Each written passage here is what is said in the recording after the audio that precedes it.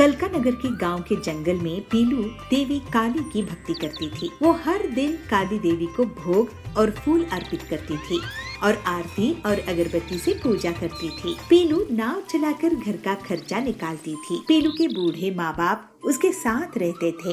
हे काली माँ, आप ही मेरी बेटी का ख्याल रखना, इसे अच्छा पति मिले, ये खुश रहे। इसकी तो नाव भी अब पुरानी हो गई है, मुझे बहुत चिंता रहती है इसकी। अगले दिन पीलू नदी में जाती है और तभी उसको जाबाज मिलता है। वो वहाँ का गुंडा था। पीलू, अब से तू यहाँ नाव नहीं चलाएगी, ये मेरा इलाका है। नदी किसी का इलाका नहीं होता जाबाज जी, मेरे घर में बूढ़े माँ बाप है, मुझे उनके लिए कमाना है। तू मुझसे अकड़ दिखाएगी तो तेरी खैर नहीं, कल से दिखना नहीं मुझे। पीलू ये बात जाकर काली देवी के सामने कह देती है और वो दूसरे दिन भी अपनी नाव लेकर काम पर जाती है। और पीलू पूरे दिन नाव से काम करके शाम में पैसे लेकर घर जाती है। दूर से जाबाज उसको देख लेता है। ये पिद्दी चिड़िया पीलू, इसकी बहुत हिम्मत है मेरे सामने अकड़ दिखाने की, इसको तो मैं अच्छे से मजा चखाऊंगा। पीलू को रास्ते में जाबाज के गुंडे घेर लेते हैं और उससे पैसे छीन लेते हैं। हे माँ काली, ये क्या हो गया मेरे मेहनत की कमाई, ये तो गुंडे छीन कर ले गए। मेरे बूढ़े माँ बाप के लिए खाना और दवाई कहाँ से लाऊंगी। पीलू रोते रोते देवी के सामने सारी बात रखती है। अगले दिन पीलू फिर से काम में जाती है। जब वो लौट रही थी तब जाबाज उसको फिर से घेर लेता है। तुझे तेरी माँ पिताजी के साथ जंगल से बाहर भेज दूंगा पीलू, अब पूरे पैसे निकाल। नहीं, मैं तुझ जैसे गुंडों से डरने वाली नहीं हूँ, मेरी माँ काली मेरी रक्षा करेगी। लेकिन जाबाज नहीं रुकता और उससे पैसे छीन लेता है और उसकी पुरानी नाव भी तोड़ देता है। पीलू रोने लगती है और रोते रोते काली के मंदिर जाती है। माँ काली, मुझसे जो भी भूल हुई है उसके लिए मैं माफी मांगती हूँ, लेकिन इसकी सजा मेरे माता पिता को नहीं दीजिए। काली माँ प्रकट होती है। बेटी, तूने कुछ भी गलत नहीं किया है, मैं तेरे साथ हुए अन्याय को जानती हूँ। अब तेरा कल्याण करने के लिए समय आ गया है। मैं तुझे एक ऐसी नाव भेंट दूंगी जो कभी किसी ने नहीं देखा होगा। काली देवी पीलू के लिए एक पेडल वाली नाव प्रकट कर देती है। अब तू निडर हो, मैं तेरी रक्षा के लिए आऊंगी। माँ, तुम मुझे आशीर्वाद दो कि मैं तुम्हारी भक्ति से कभी नहीं भटकूं। मेरा आशीर्वाद है बेटी। और फिर वहाँ से देवी अंतर्ध्यान हो जाती है और पीलू घर आकर सारी बात अपने माता पिता से कहती है। उसके माता पिता सुनकर हैरान हो जाते हैं और खुश भी हो जाते हैं। वाह पीलू, ये पेडल वाली नाव कहाँ से लाई हो? ऐसी नाव तो पूरी दुनिया में सिर्फ तुम्हारे पास ही होगी। ये देवी माँ काली का आशीर्वाद है हरिया काका। लेकिन बेटी, जाबाज तुझे इसका नुकसान न पहुँचा दे। जाबाज को काली माँ देख लेगी। वाह, ये नाव तो मुझे पसंद आ गई है, अब मैं ये नाव अपने कब्जे में कर लूंगा। जाबाज और उसके आदमी नाव की तरफ बढ़ते हैं। तभी वो लोग अचानक जमीन में पटकनी खाने लगते हैं, जैसे उन्हें कोई फाड़ कर पीट रहा हो। ये क्या हो रहा है? देवी काली वहाँ प्रकट होती है। मेरी भक्त को सताता है अधर्मी, मैं तुझे नहीं छोड़ूंगी। काली देवी उन्हें जंगल के बाहर फेंक देती है। जय माँ काली, जय जय माँ काली। और उसके माता पिता देवी के आशीर्वाद से सुखी हो जाते हैं। पीलू को अच्छे से लड़के से शादी हो जाती है। अब काली देवी की भक्ति करते हुए पीलू अपने परिवार के साथ खुशी खुशी रहने लगती है। इस पीलू को हराने का तरीका सोचना होगा। अरे वाह कालू भाई, क्या सोडा है। कालू इतनी रात में गहरे जंगल में कहाँ जा रहा है? भिलाईपुर के गांव में पीलू सोडा बेचा करती थी। पीलू का सोडा बहुत बिकता था। पीलू घरेलू तरीके से रंग बनाया करती थी और बहुत अच्छे से अलग अलग फ्लेवर बनाकर बेचा करती थी। ये लोगों को बहुत पसंद आता था। उसके दुकान के सामने कालू की भी सोडा की दुकान थी, लेकिन वो बहुत ही आलसी था और पीलू की तरक्की से जलता था। सोडा ले लो सोडा, रंग बिरंगे अलग अलग फ्लेवर्स के सोडा। ऐसे फ्लेवर्स आपको पूरे जंगल में कहीं नहीं मिलेंगे। सोडा ले लो सोडा, हाजमा ठीक करने वाला सोडा। तो टिल्लू कहता है, कालू भाई, आजकल लोग शौक के लिए सोडा पीते हैं, हाजमा ठीक करने के लिए नहीं। इसलिए हम पीलू की दुकान में जाते हैं, वहाँ एक से एक फ्लेवर के सोडे मिलते हैं। ये सुनकर कालू बहुत गुस्सा करता है।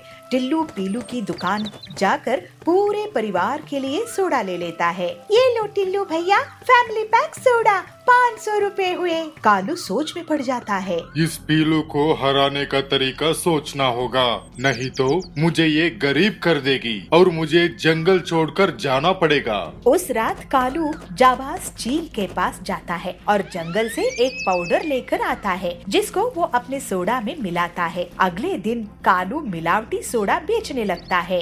सोडा ले लो, इंटरनेशनल सोडा, एक बार पियोगे तो बार बार पियोगे। सोडा ले लो, इंटरनेशनल सोडा, एक बार पियोगे तो बार बार पियोगे।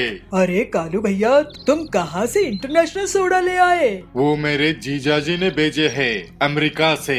एक बार पी के तो देखो ठिल्लू भाई, बार बार पियोगे। ठीक है, एक दो, नहीं अच्छा लगा तो पैसे नहीं दूंगा। कालू टिल्लू को सोडा देता है और टिल्लू एक के बाद एक 5 सोडा पी जाता है। अरे वाह कालू भाई, क्या सोडा है! इसके सामने तो पीलू का सोडा एकदम बकवास है। मैं अपने दोस्तों को भी यहाँ लाता हूँ। और जल्दी ही पीलू की दुकान खाली हो जाती है।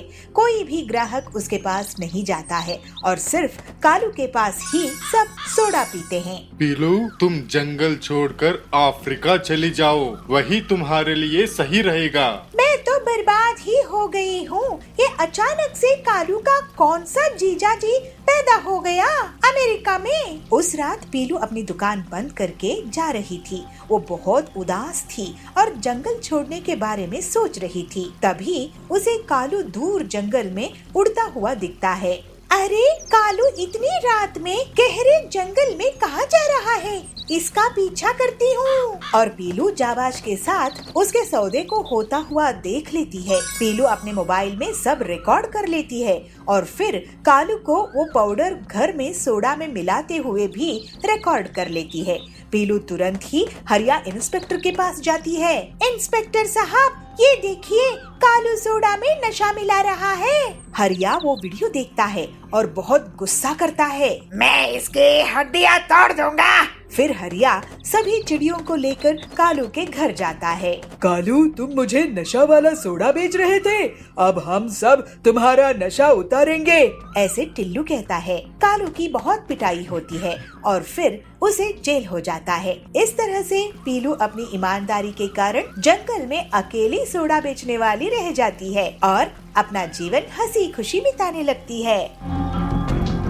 अभनपुर गांव के जंगल में संतोषी माँ की भक्त पीलू चिड़िया अपना एक छोटा सा नाश्ते की दुकान चलाती थी। उसकी पति बंटी कबूतर एक मजदूरी का काम करता था। बहुत मेहनत के बाद भी उनकी कमाई नहीं होती थी, लेकिन पीलू संतोषी माँ की भक्ति में कमी नहीं करती थी। एक दिन बंटी जब अपने काम पर गया तो ठेकेदार ने सबको काम से निकाल दिया। मुझे अब नया ठेका नहीं मिल रहा है, इस वजह से मैं अब तुम लोगों को काम नहीं दे पाऊंगा। अब तुम लोग कहीं और काम देख लो। बंटी वहाँ से काम देखने लगता है, लेकिन उसको कोई भी काम नहीं देता है और ऐसे ही 6 महीने बीत जाते हैं। ऐसे ही एक दिन बंटी दुखी होकर अपने घर आता है। ये तो बहुत मुसीबत आ गई है कि आखिर आए दिन मकान मालिक किराया मांगने आता है, किराना वाला पैसे मांगने आता है। मेरे नाश्ते का काम भी अच्छा नहीं चल रहा है। बहुत बड़ी मुसीबत आ गई है। संतोषी माँ के लिए मुझे खीर पूरी और लाल साड़ी का भोग लगाना था, लेकिन पता नहीं कब मैं ऐसा कर पाऊंगी। हे संतोषी माँ, आप ही दया करो। पीलू संतोषी माँ का व्रत रखती है और उनसे कहती है, हे संतोषी माँ, मैं आपसे बस आपकी सेवा के लिए इतना मांग रही हूँ कि मैं आपको हलवा पूरी का भोग लगा सकूं और लाल साड़ी भेंट कर सकूं। मुझे पता है कि आप सब जानती है कि आपकी ये बेटी किस मुसीबत में है। उस रात पीलू को संतोषी माँ उसको नींद में दर्शन देती है। बेटी, तुमने बहुत कष्ट सही है, लेकिन मेरी भक्ति नहीं छोड़ी। मैं तेरे व्रत से बहुत खुश हूँ और अब डर मत, क्योंकि अब तेरे सारे दुख दूर होने वाले हैं। तुझे एक मदद मिलेगी। और फिर माँ अंतर ध्यान हो जाती है। अरे, मुझे संतोषी माँ ने खुद दर्शन दिए। जय संतोषी माँ, जय जय संतोषी माँ। उस दिन काम की तलाश में बंटी हरिया तोता के पास जाता है। हरिया काका, मुझे कुछ काम दे दो, मेरे घर की बहुत बुरी हालत है। क्या हुआ बंटी, तुम तो बहुत कमजोर लग रहे हो। बंटी उन्हें पूरी बात बताता है। हमारे लिए घर का खर्च भी निकालना मुश्किल हो रहा है। लेकिन बंटी, मैं तुम्हें क्या काम दे सकता हूँ? कोई भी काम दे दो काका, आजकल तो मशीन का जमाना है, हाथ से तो कोई काम ही नहीं होता है। पीलू बेटी को क्या क्या आता है ये बताओ मुझे। अचार पापड़ बना सकती है क्या? हाँ, पापड़ बना लेती है, लेकिन क्यों? मैं ऐसा कर सकता हूँ कि मैं पीलू बेटी के लिए पापड़ बनाने की ऑटोमेटिक मशीन बना कर दे सकता हूँ। इससे तुम्हारी परमानेंट आमदनी शुरू हो जाएगी। अगर आप ऐसा कर देंगे हरिया काका तो कमाल हो जाएगा। आपने तो हमारी मुसीबत ही हल कर दी। पीलू जरूर ये सुनकर खुश हो जाएगी। बंटी पीलू को एक खबर देता है। मुझे संतोषी माँ ने दर्शन देकर आशीर्वाद दी थी। उनका आशीर्वाद खाली नहीं गया। फिर थोड़े दिनों में हरिया ऑटोमेटिक पापड़ बनाने की मशीन तैयार कर देता है। पीलू संतोषी माता की आशीर्वाद लेती है और काम शुरू कर देती है और अपनी पापड़ की दुकान चला देती है। उसकी दुकान में सुंदरी सेठानी आती है। पीलू, तुम्हारी ये नायाब पापड़ मशीन तो मैंने कभी नहीं देखी। सब संतोषी माता की दया है सुंदरी जी। मेरे पास अलग अलग तरह के पापड़ है। ठीक है, मुझे 2 किलो मिक्स पापड़ पैक कर दो। और एक के बाद एक ग्राहक पीलू की दुकान में मशीन के पापड़ खरीदने के लिए आने लगते हैं। अब पीलू बहन, तुम्हारे पापड़ तो लाजवाब है। मेरी सहेली को भी बहुत पसंद आए। ऐसा करो, 5 किलो पापड़ दे दो। जय संतोषी माँ। बबली बहन, आप बहुत अच्छी है, ये लीजिए। और जल्दी ही पीलू को फायदा होना शुरू हो जाता है। बंटी भी उसका साथ देता था और बड़े बड़े ऑर्डर्स लेकर आता था। इस तरह से संतोषी माँ के आशीर्वाद से उनका जीवन सरल हो जाता है। संतोषी माँ, आज मैं आपके लिए हलवा पूड़ी और लाल साड़ी लाई हूँ और मैं गरीब महिलाओं को भी प्रसाद और साड़ी दूंगी। जय संतोषी माँ, जय जय संतोषी माँ। जय संतोषी माँ। बेलापुर जंगल में इंजीनियरिंग कॉलेज था। उसमें बहुत से स्टूडेंट्स पढ़ते थे। पीलू चिड़िया भी इसी में पढ़ती थी, लेकिन पीलू का मन इंजीनियरिंग में नहीं लगता था। उसको उसकी माँ ने जबरदस्ती इंजीनियरिंग पढ़ने भेज दिया था। कभी कभी तो वो क्लास में ही सो जाती थी। एक दिन पीलू कैंटीन में खाना खा रही थी। उस कैंटीन का मालिक हरिया वहाँ आता है। पीलू, तुमने पिछले 6 महीनों से उधार नहीं चुकाई हो। अब से तुम्हें उधार देना बंद। या तो पैसा या फिर कैंटीन में काम करके पैसा उतरवाओ। तो पीलू कहती है, मेरी मम्मी जो भी पैसे भेजती है हरिया काका, वो तो ऐसे ही खर्च हो जाते हैं। आपका उधार चुकाने का एक ही तरीका है कि मैं यहाँ काम करने लग जाऊँ। तो हरिया कहता है, अरे तुम आजकल के बच्चे भी ना। ठीक है, अब से कैंटीन में काम करना शुरू कर दो। पीलू कैंटीन में काम करना शुरू कर देती है और बर्तन साफ करती थी, डस्टिंग करती थी, इडली डोसा भी बनाती थी और तो और दूसरे स्टूडेंट्स को सर्विंग भी करती थी। पीलू को सर्व करता देखकर बाकी के स्टूडेंट्स बहुत मजाक उड़ाते थे। एक दिन सुंदरी कहती है, देखो देखो, पीलू को करने इंजीनियरिंग आई है, लेकिन कैंटीन में नौकरी कर रही है। अरे क्या यही करने आई थी पीलू चिड़िया? तो पीलू कहती है, तुम्हें ये क्या सुंदरी, तुम पढ़ाई कर लो, मुझे तो क्लास में नींद आती है, तो कम से कम मैं यहाँ काम तो कर रही हूँ। इस तरह से जैसे तैसे पीलू इंजीनियरिंग पूरी कर लेती है और घर वापस पहुँच जाती है। उसकी माँ बबली उसको बोली, अरे पीलू, तू कॉलेज क्या 3rd ग्रेड से पास होने के लिए गई थी? इतना पैसा खर्च करके तुझे इंजीनियर बनाई, अब तुझे मैं अपनी भाई की फैक्ट्री में नौकरी लगवा दूंगी। तो पीलू कहती है, नहीं माँ, तुम्हारी जबरदस्ती के कारण मैंने इंजीनियरिंग की है, अब मैं तुम्हारी जबरदस्ती से काम नहीं कर पाऊंगी, मैं अपना खुद का काम करूंगी। तो बबली कहती है, खुद का काम करना है तो मैं तुम्हें पैसा नहीं दूंगी। ये सुनकर पीलू सोच में पड़ जाती है। वो अगली सुबह अपनी पुरानी साइकिल रिपेयर करके उसमें एक बोर्ड लगाती है जिसमें लिखा होता है इंजीनियर का डोसा। पीलू साइकिल में ही डोसा बनाकर बेचती थी और सिर्फ 10 रुपए में बेचा करती थी। जल्द ही उसकी दुकान में लोगों की भीड़ लग जाती है। एक दिन बबली को उसकी एक अमीर सहेली पिंकी चिड़िया कहती है, अरे बहन, क्या तुम्हें पता है कि जंगल में एक बहुत बेहतरीन डोसा वाली आई है, वो सिर्फ 10 रुपए में डोसा बेच रही है।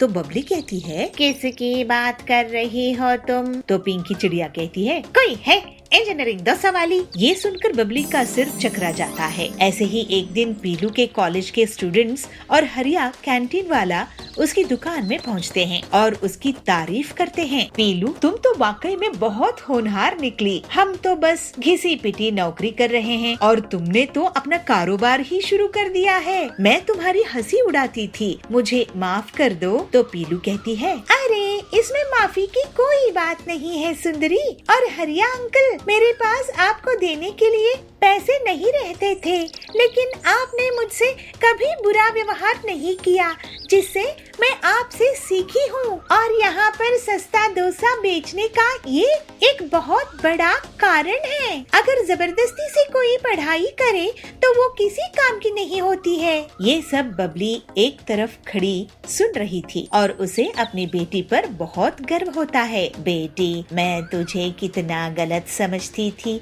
लेकिन तू बहुत ही समझदार निकली, मुझे तुझ पर गर्व है। इस तरह से पीलू साइकिल में ही डोसा बेचा करती थी और बहुत सफल हुई। बेलापुर गांव के जंगल में एक गरीब चिड़िया पीलू रहती थी। वो घर में ही कांच की चूड़ियां बनाया करती थी और एक टोकरी में उन्हें ले जाकर बाजार में बेचा करती थी। पीलू लक्ष्मी जी की बिना स्वार्थ के भक्ति किया करती थी। उसका पति बंटी कबूतर प्लम्बर था और नल फिटिंग और रिपेयरिंग का काम करता था। एक दिन बंटी काम से लौट रहा था, तभी उसका एक्सीडेंट हो जाता है और उसका पैर टूट जाता है। भले ही हमारी घर बहुत बड़ी मुसीबत आ गई है, लेकिन माँ लक्ष्मी जी की बहुत कृपा है कि आपकी जान बच गई है। इतने दुख में भी तुम्हारे मन में लक्ष्मी जी के प्रति कितनी श्रद्धा है पीलू। लेकिन ये भी तो सच है ना कि हमारे घर का खर्चा बड़ी मुश्किल से चलता था। अब तो मेरी इस हालत के कारण घर का किराया, दवाई और किराने के खर्चा कैसे निकलेगा? मुझे तो बहुत चिंता हो रही है। काश मैं जल्दी से ठीक हो जाता पीलू।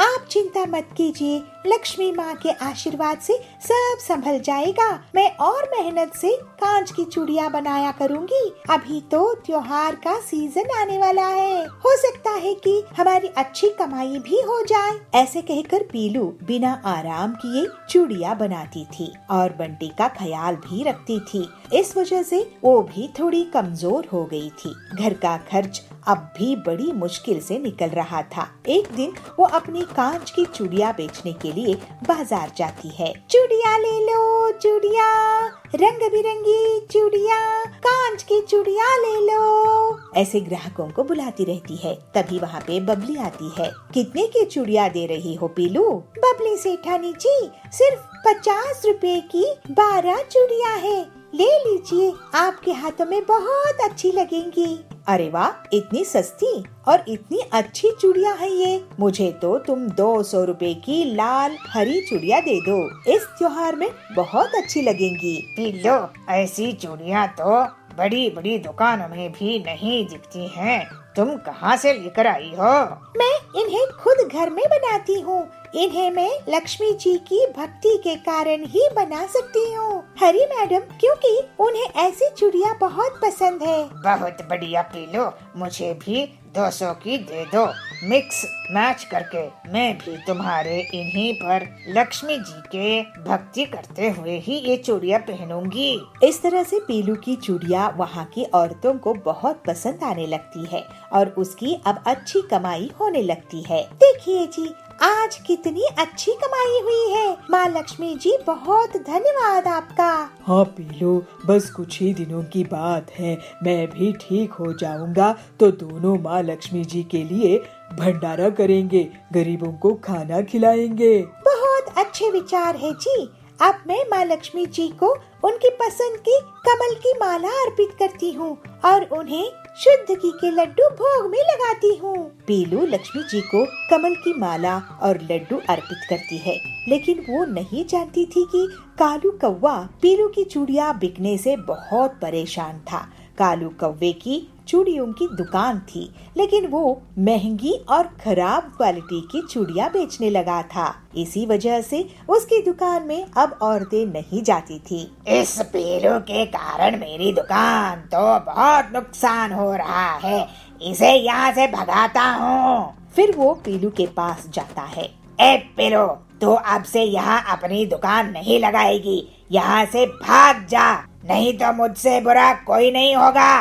लेकिन कालू भैया, मैं गरीब टोकरी में चूड़ियाँ बेचने वाली हूँ, इससे आपको क्या नुकसान हो रहा है? तेरे आने के बाद से मेरी दुकान में ग्राहक नहीं आ रहे हैं, यहाँ से भाग जा।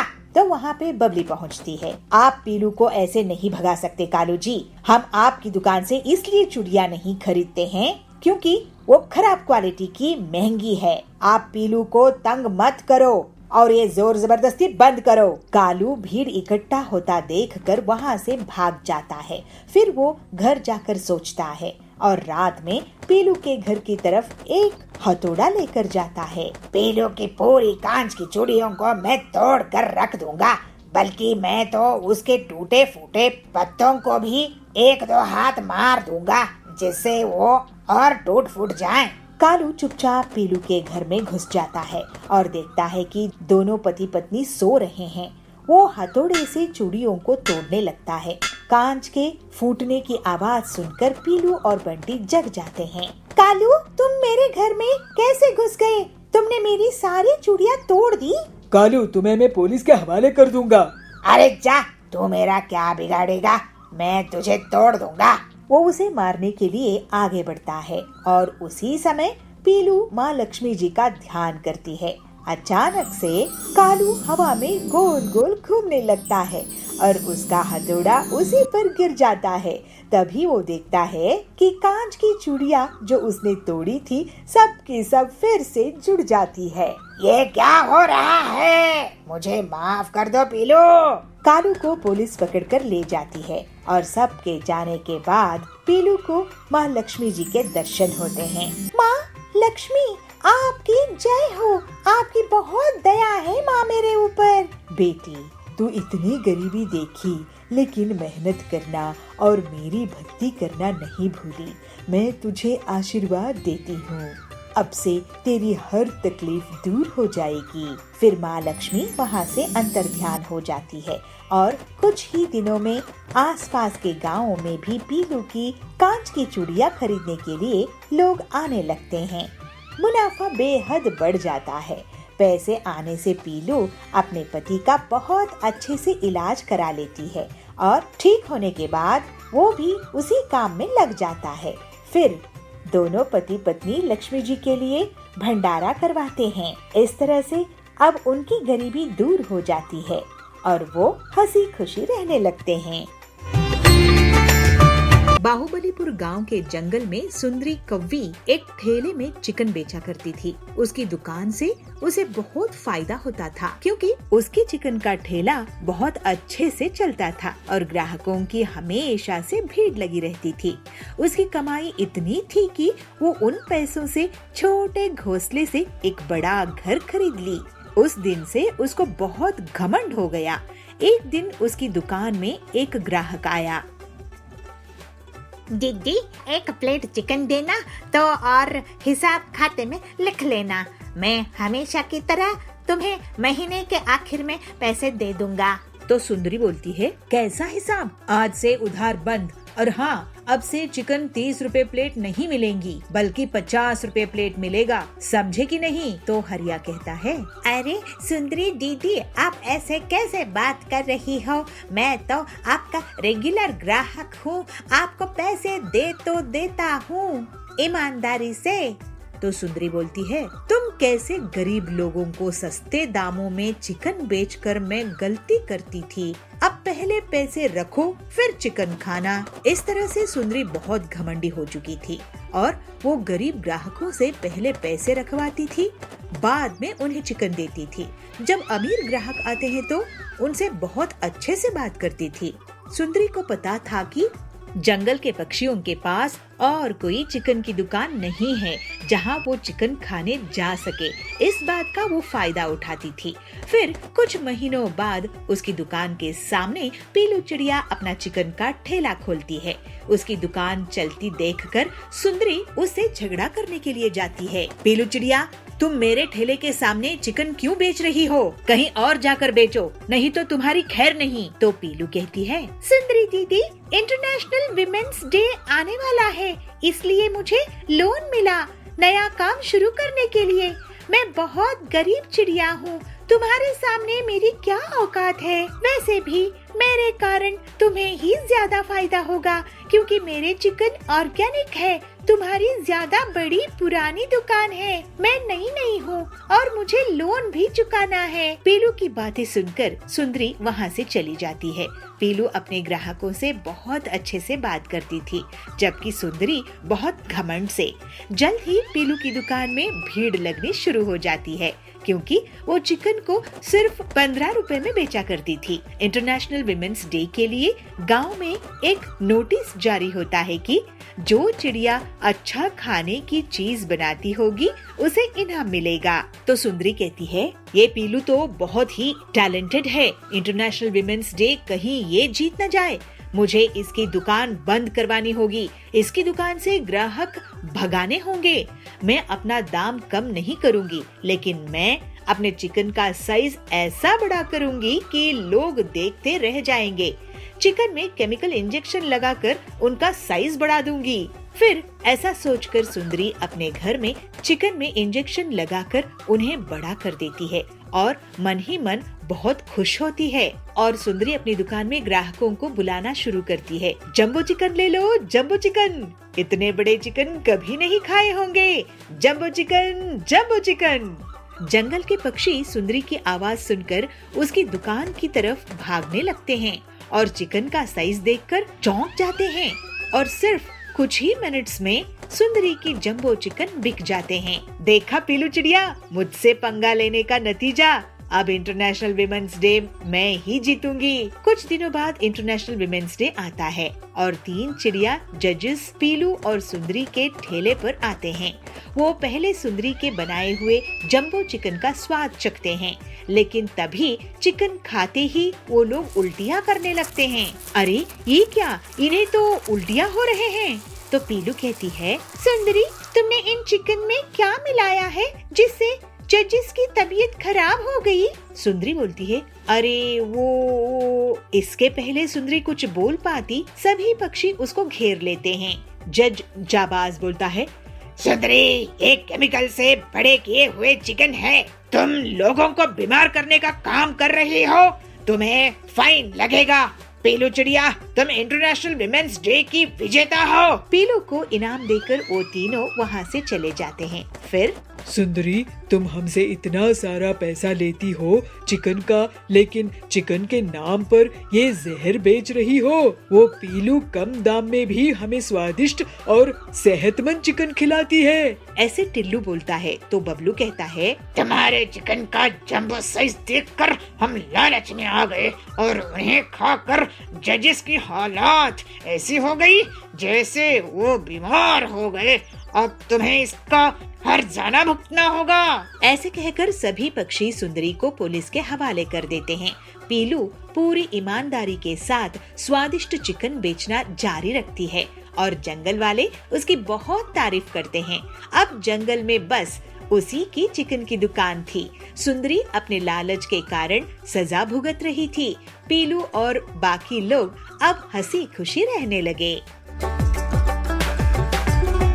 बालापुर में टिल्लू चिड़ा एक गरीब नाई था। वो लोगों का हेयर कट करता था और पैसे कमाकर घर चलाता था। टिल्लू अपने बेटे और बहू के साथ रहता था। उसका बेटा बंटी इस काम को बिल्कुल भी पसंद नहीं करता था। उसे शहर जाकर कोई कारोबार करना था।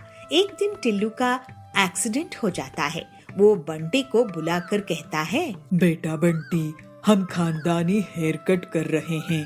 मेरे पिताजी और मैं अपने घर के लिए रोटी इसी काम को करते हुए कमाए हैं। अब तू ही है जो ये बात नहीं समझता। मैं कितने दिन हूँ मुझे पता नहीं, इसलिए मैं तुझे एक चीज देना चाहता हूँ। ये ले, ये है वो कैंची जिसे हम सब कटिंग करते थे। ये रख और काम कर। क्या पिताजी, आपको जायदाद के नाम पर ये कैंची ही मिली थी? पता नहीं आप मुझे कभी समझ पाएंगे कि नहीं। मैं इस काम से नफरत करता हूँ। मैं कभी भी इस कैंची को नहीं इस्तेमाल करूँगा। अरे, आप अपने पिताजी से ऐसे कैसे बात कर सकते हो?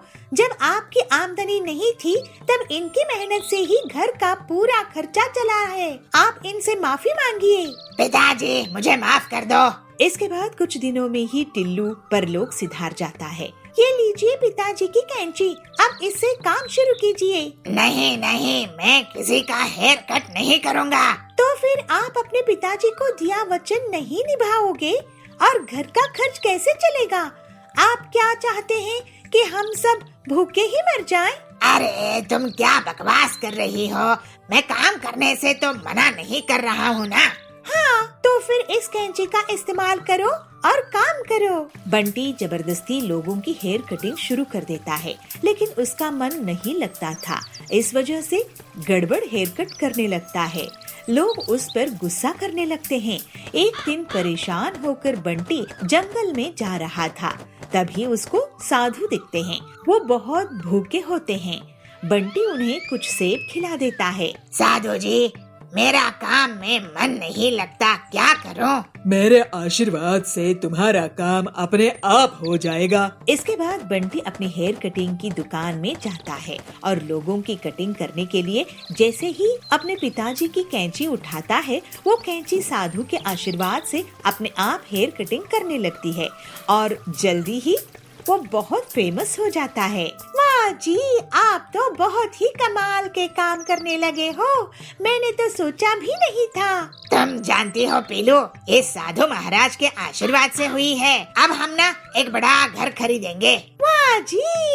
और बंटी एक बड़ी सी घर ले लेता है। इसके बाद बड़े बड़े हीरो उसके यहाँ हेयर कटिंग करवाने के लिए आने लगते हैं। पीलू, तुमने मुझे आलसी होने से बचा ली।